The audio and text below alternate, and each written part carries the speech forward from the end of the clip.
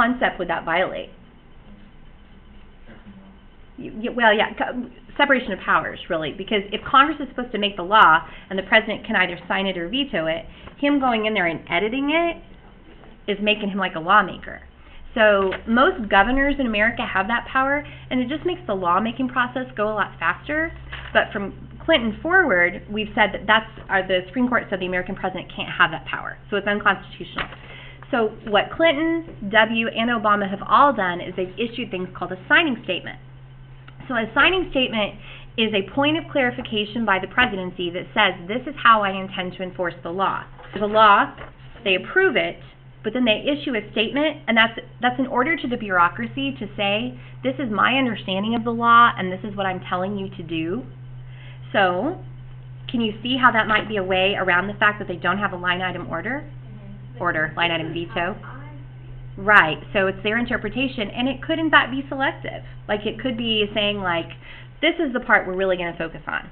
Especially because legislation a lot of times is so complicated that for a bureaucrat, like somebody that works like 40 hours a week enforcing the bill, the law, okay, and they're not going to really read it. They might just read the signing statement and then follow with that.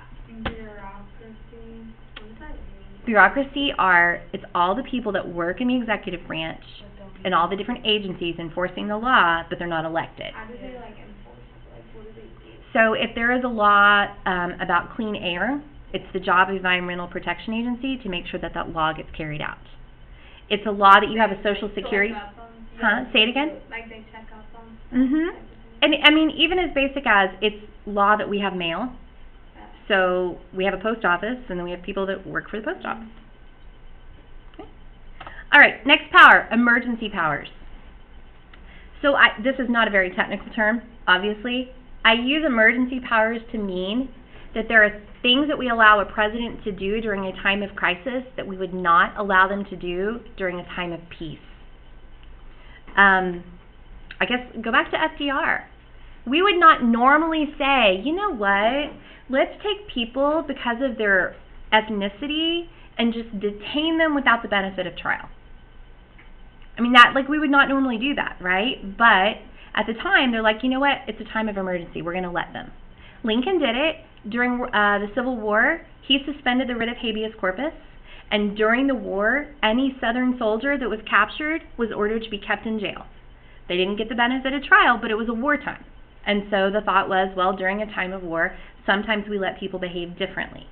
I would say particularly in the area of foreign policy. Very often Congress will take a back seat, and they allow our president, I don't want to call it superpowers, but greater powers than normal, because it's a period of unrest. Wasn't it kind of like the Red Scare? Like if anybody for sure talks about communism and all, you're immediately yes.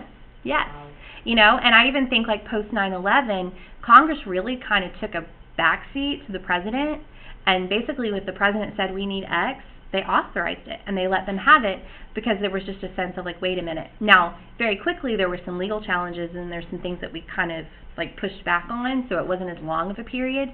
But most times in U.S. history, when there has been a crisis, we've allowed the president a ton of power in the times of emergency, and then the president that comes after usually has to face the consequences of that. So if you think about FDR, we talk about how expansive his presidency was. Well, Truman really had to face the consequences, and Congress constantly was pushing at Truman and trying to limit him and not let him grow power, because it's like I said, it's just a pushback to how the previous one had behaved. Executive privilege. I have got to think of a better way to say this so that people remember it. So I'm going to explain it to you, and then I'm going to ask you to tell it back to me so see if we understand it. Okay?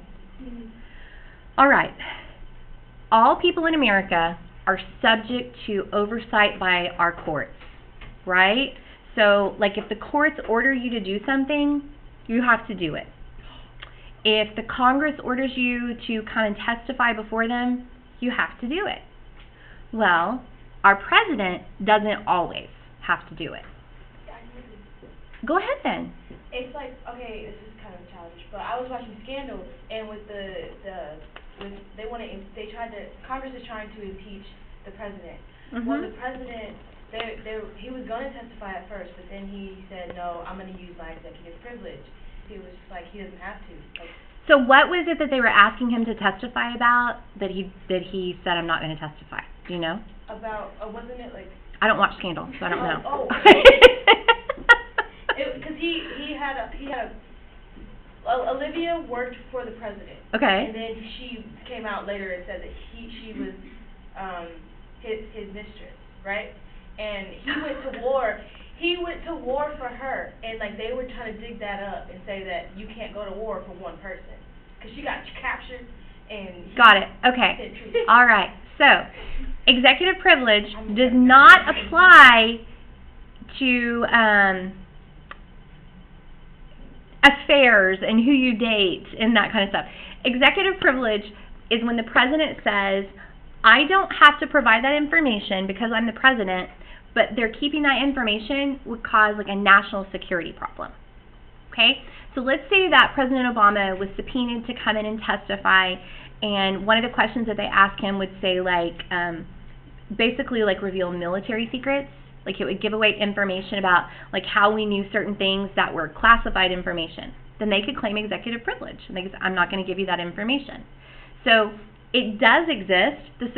We've had two presidents that I can think of in recent history that have claimed to have this. The court agreed that it exists, but they deny that neither of those presidents had it when they claimed it.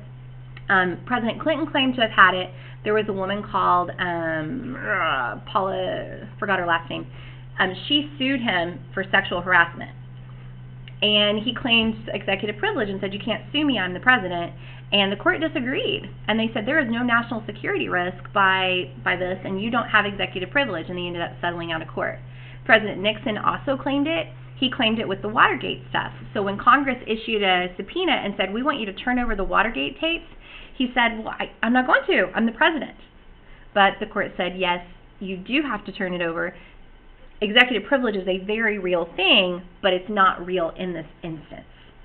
So I guess the thing why it's hard to kind of wrap your brain around this is because executive privilege, we don't know when it really exists, because if somebody claimed it, we would never know, because then we would keep the information secret. Yeah. Do you see what I'm saying? But so it's a very legit real thing. It's just not something that it's very isolated. And especially just because it's going to make the government look bad, tough. If it's after the fact, doesn't matter. You know, like there was a lot of information that came out about Vietnam that was actually stolen. I don't know if you guys learned about that. It's called the Pentagon Papers. Yeah. Remember that? So there was that guy, he had stolen all this stuff, and then he gave it to the New York Times, and the New York Times started posting it. No one could claim any kind of privilege in that situation because it's post that situation. It's not going to put anybody's lives in danger. It's just going to make America look really bad.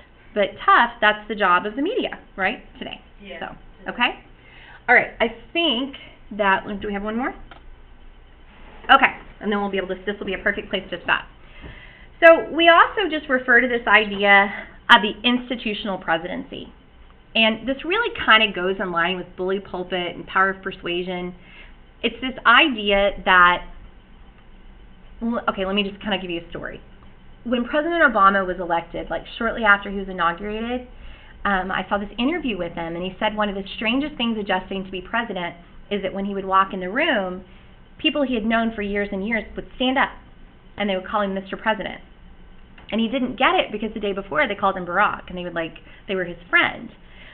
That wasn't because of him, that was because of the presidency, because we have such institutional respect for it. You guys know lives here in Dallas, right? So he had come back to Dallas, and he was at a Rangers game. He used to be a part owner of the Texas Rangers. He's like a big baseball guy.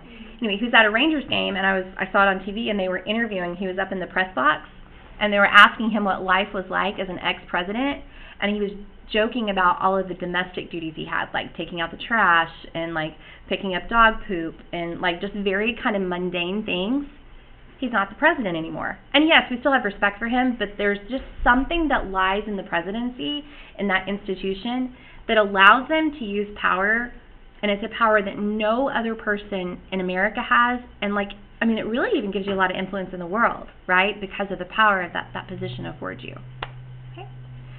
All right, so that is going to be the perfect place for us to stop.